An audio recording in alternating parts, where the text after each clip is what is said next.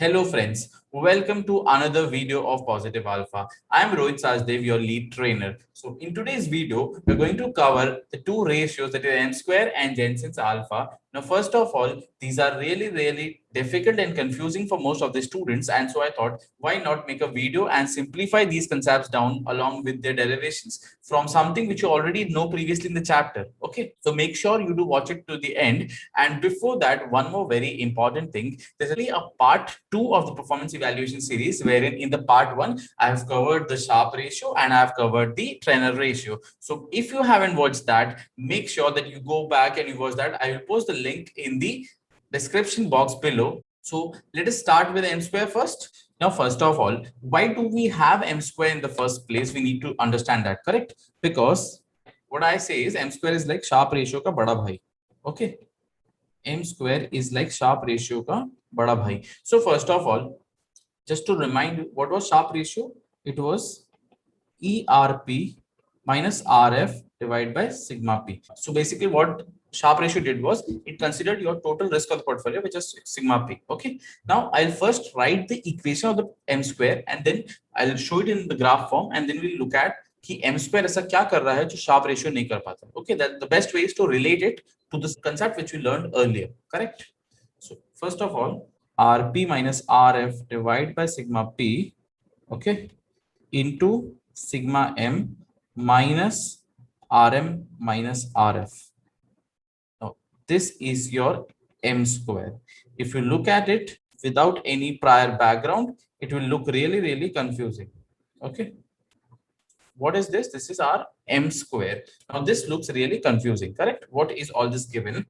What the Sharpe ratio actually did was, Sharpe ratio basically gave you the excess return that your portfolio was able to generate over the risk-free return for the total risk that you took, correct? When you considered two different portfolios ka Sharpe ratio, you are actually able to compare them from the slope perspective, or you will able to compare them from which one is relatively better. But how does M square help or enhance over the same? तो M square क्या करता है कि M square helps you to compare the increased percentage change that you get from a specific portfolio when compared to some other portfolio. So basically you are able to find the performance. When I talk about percentage, हमेशा ये बात समझो कि हम performance को जब compare करते हैं किसी भी दो चीजों की, तो कैसे करते हैं फाइनेंस में? परसेंटेज के बेसिस पे. तो M square हमें बेसिकली परसेंटेज बेसिस पे कंपैरिजन करने में हेल्प करता है. अब वो हेल्प कैसे करता है वो मैं आपको समझाता हूँ. So what I'll do is, first I'll draw a graph and then I'll also connect this equation to the graph. So it will make it easier for you to understand. Okay. तो देखिए हमारा graph ready है यहाँ पे. सो मैंने यहाँ पे क्या किया है कि we have taken a portfolio P, correct. तो ये जो पोर्टफोलियो पी है इसका रिटर्न यहाँ पे आप देख सकते हैं क्या है, आरपी, और इसका करस्पॉन्डिंग जो टोटल रिस्क है वो क्या है, sigma P. Basically M square में आप टोटल रिस्क देखते हैं, ये बात हमें समझनी है, ठीक है. तभी ये शार्प रेशियो सारे शार्प रेशियो में भी आप टोटल रिस्क को रिस्पेक्ट देते हो, correct. So now what is happening over here is, अगर आप ये फॉर्मूला ध्यान से देखेंगे तो इसमें RP minus R F divide by sigma P into sigma M किया है. इसका क्या मतलब है कि first of all this portfolio is trying to measure the excess return that you are able to generate over the risk free portfolio, correct, for the extra total risk that you have taken.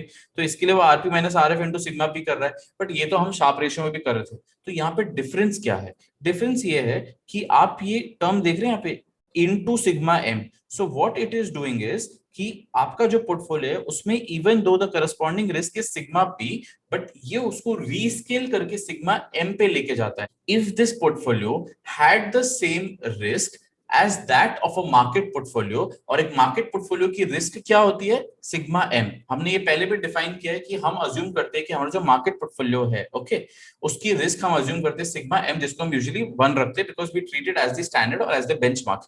तो हम यहाँ पे क्या कर रहे हैं, even तो हमारा जो करस्पॉन्डिंग पोर्टफोलियो उसका risk is sigma P and the return for that is RP, correct. और एक्सेस रिटर्न के टर्म्स में अगर आप सोचो तो it is RP minus RF. RF यहाँ पे है, correct.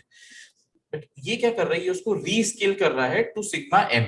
So what it is doing is कि if this portfolio का risk was equivalent to that of a market portfolio which had the risk of sigma m, so in that case what will be the total return that it will generate. तो ये इसको हम rescaling factor समझ सकते हैं, ठीक है.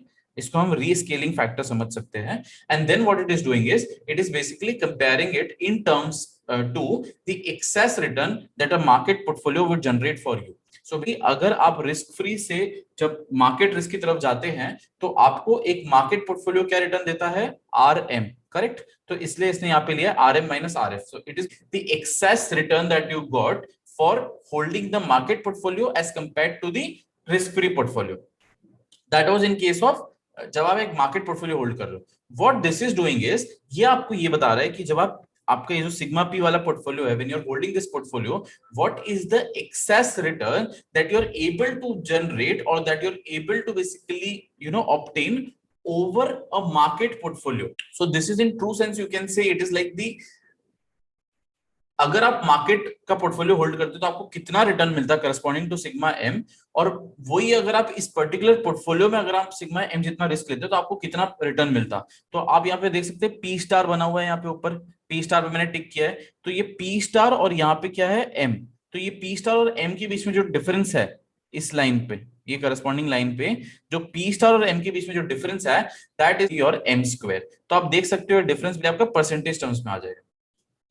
सो जो टू इंपॉर्टेंट थिंग्स है जो इसमें अभी तक हमें समझनी है वो क्या है कि पहली बात तो ये, जब हम एम स्क्वायर कैलकुलेट कर रहे हैं तो हम क्या अज्यूम कर रहे हैं, हम इसे पहले इक्वलाइज कर रहे हैं कि हमारा जो पोर्टफोलियो है जिसका रिटर्न आरपी था और जिसका रिस्क सिग्मा पी था, इफ उसमें जो रिस्क है that would have been equivalent to that of market portfolio which is sigma M. और फिर हम क्या कर रहे हैं, उसे कंपेयर कर रहे हैं in percentage terms to a market portfolio जिसका करस्पॉन्डिंग रिटर्न आरएम है.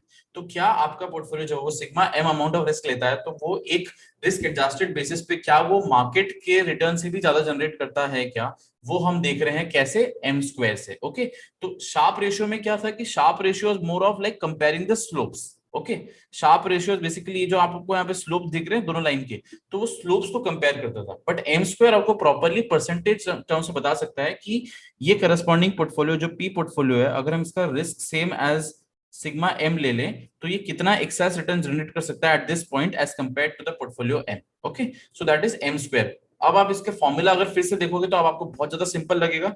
क्यों, RP minus R F divide by sigma P into sigma M. Sigma M क्या है, रीस्केलिंग. मतलब अगर हमारा रिस्क भी इक्वल टू क्या होता, मार्केट के रिस्क जितना, तो हम कितना रिटर्न जनरेट कर पाते. और फिर हमने उसको किससे कंपेयर किया, हमने उसको कंपेयर किया एक नॉर्मल मार्केट पोर्टफोलियो से जिसका जो एक्सेस रिटर्न होता है ओवर रिस्क फ्री क्या होता है, minus R M minus R F.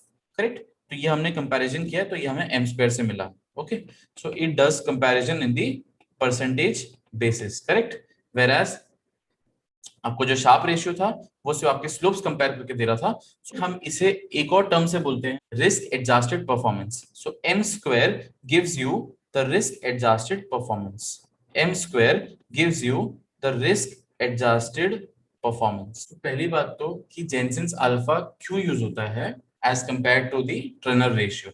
सो ट्रेनर रेशियो में एक जो डिफरेंस था as compare to the Sharpe ratio ये था कि हम उसमें सिर्फ बीटा कंसिडर करते हैं. हम बीटा क्यों कंसिडर करते हैं, because we have an assumption that when we construct a portfolio the unsystematic risk can be diversified away. अब unsystematic risk क्योंकि diversify away हो सकता है तो why should we pay an investor for the unsystematic risk, we should not. तो इसके लिए हम सिर्फ उसको systematic risk के लिए compensate करते हैं and that is why we introduce the concept of Treynor ratio. Jensen's alpha उसको एक लेवल और आगे लेके जाता है जैसे एम स्क्वायर शार्प रेशियो को लेके जा रहा था. तो इसमें क्या होता है कि आपको जब मैनेजर की परफॉर्मेंस इवैल्यूएट करना होती है, ठीक है, कि एक पर्टिकुलर म्यूचुअल फंड ने कैसा परफॉर्म किया है, तो आप जेनसेंस अल्फा यूज करते हैं. सो पहली बात मैं इसका फॉर्मूला फिर से लिख देता हूं पहले, सो दैट उससे हमें क्लियरली समझना आ जाएगा बहुत जल्दी कि क्या हो रहा है. So this is equal to alpha is equal to RP minus RF plus beta into RM minus RF. Now यहाँ पे जो दो देखने वाली चीजें वो क्या है कि पहली बात तो अगर आपने ये ध्यान से देखा है तो ये बेसिकली आपका कैपएम मॉडल है. ये आपका कैपएम मॉडल है to calculate the return of a particular stock. और जिस स्टॉक का आप रिटर्न निकाल रहे हैं ये उसी का बीटा है. बीटा मतलब क्या, volatility as compare to the market. So let us say अगर बीटा 2 होता है तो इसका मतलब होता है कि जहां मार्केट अगर 1% से मूव करेगा तो इट हैज बीन ऑब्जर्व्ड कि आपका जो स्टॉक है वो 2% से मूव करेगा बिकॉज उसका जो बीटा है वो 2 है, so it is 2x more volatile as compare to the market. अगर आपका बीटा -2 होता तो उसका मतलब ये है कि जब मार्केट लेटेस्ट से 2% से ऊपर जाएगा तो आपका जो स्टॉक है वो 4% से नीचे आएगा बिकॉज आपका बीटा -2 है। ठीक है, यहाँ तक हमें बीटा का मतलब समझ गया यहाँ पे जो लिखा है। ठीक है, so it is equal to RP minus R F plus beta into R M minus R F.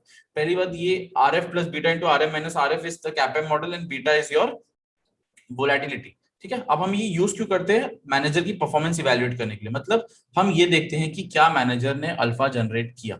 What does this mean is, so पहली बात तो जेनसेंस अल्फा का जो थ्योरेटिकल जो डेफिनेशन है वो क्या है? It is the difference between the actual return that your portfolio actually generates. ठीक है, it is the difference between the actual return that your portfolio actually generates.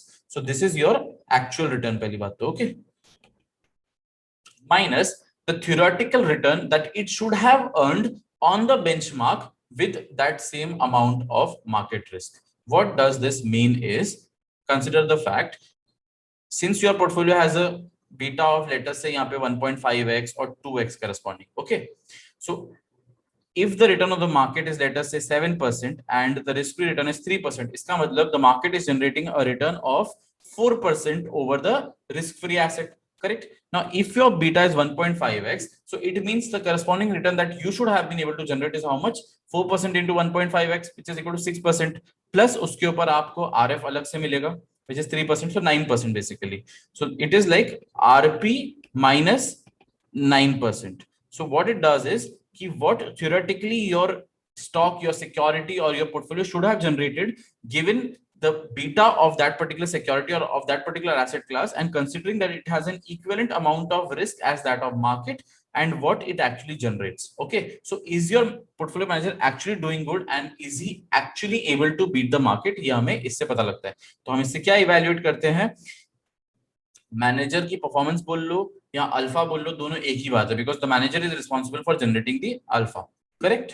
So for example, अगर यहाँ पे इस केस में रिटर्न होता 11%, तो इसका मतलब आपके मैनेजर ने एक्चुअली क्या रिटर्न जनरेट किया है? 11% माइनस theoretically उसको कितना जनरेट करना चाहिए था? लेट अस से 9%, so 2% your alpha, so 2% is by what your manager has beaten the benchmark. तो क्या आप एक सही म्यूचुअल फंड में इन्वेस्ट कर रहे हैं? हाँ, आप एक सही म्यूचुअल फंड में इन्वेस्ट कर रहे हो बिकॉज उस म्यूचुअल फंड का जो अल्फा है वो पॉजिटिव है। इसका मतलब जितना रिस्क वो मैनेजर ने लिया है उससे ज्यादा रिटर्न उसने उसके करस्पॉन्डिंग आपको जनरेट करके दिया है जितना उसको करके देना चाहिए था। तो it has given you a better performance even considering the risk adjusted return. तो रिस्क एडजस्टेड रिटर्न के हिसाब से आपको मे बी 9% मिलना चाहिए था, बट क्योंकि ये अच्छा मैनेजर है तो इसने आपको अल्फा जनरेट किया, दैट इज उसने आपको एक्सेस रिटर्न जनरेट करके दिया over that which is 11%। Okay, I hope the concept is clear कि what is जेनसेंस alpha.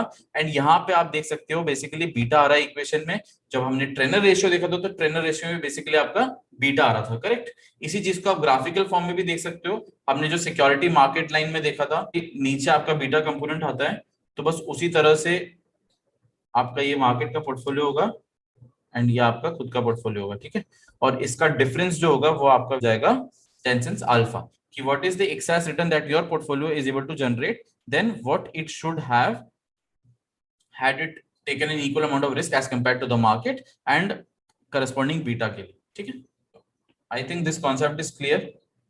If you did like the video, please make sure that you like, share, and subscribe as it motivates me to keep on uploading more videos. And you can also post your suggestions in the comment section if you want a specific topic to be discussed. Okay.